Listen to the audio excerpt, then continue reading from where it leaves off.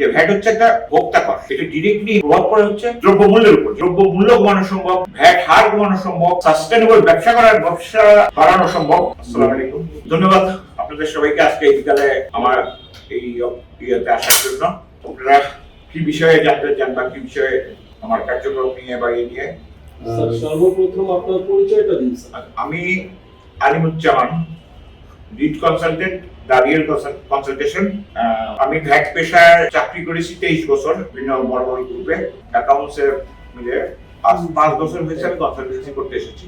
Consultancy পেশার ধারণাটাকে পরিবর্তন করি, প্লাস স্বপ্ন ছিল দেশের ভ্যাট সিস্টেম ঠিক করা। যেহেতু আমি ভ্যাট ট্যাক্স, কাস্টমস, অ্যাকাউন্টস সবই কাজ করতাম, যে ভ্যাট হচ্ছে একটা ভোক্তা কর, এটা ডিরেক্টলি প্রভাব পড়ে হচ্ছে দ্রব্যমূল্যের উপর, যেটা এখন আপনারা খুব সহজে হয়তো বিষয়টা বুঝতে পারছেন। তো এটা যদি সিস্টেমেটিক করা যায় তাহলে, এবং সরকারের রাজস্ব বাড়ানো সম্ভব।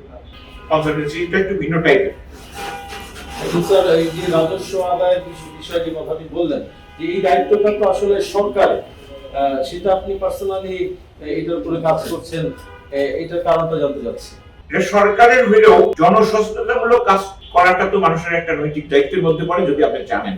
সেই রেসপন্সিবিলিটি থেকে এই সেক্টরে যারা কাজ করে বহু ছেলেপেলের সাথে আমার সম্পর্ক আছে। তো ধরেন, ওরা যখন কথা বলে বা আমি যখন কথা বলি, পার্থক্য তৈরি হয়ে যায়। এই পার্থক্য তৈরি যাতে না হয়, নর্মালি আমি সেই বিষয়গুলি নিয়েই উৎসাহ, যে সরকার, আপনি এই কথাটা বললেন হচ্ছে যে, মানে আমি 2020 সালে একটা সেমিনার করেছিলাম, নিজের খেয়ে বোনের মোষ টানানোর মতো বিষয়টা আর কি।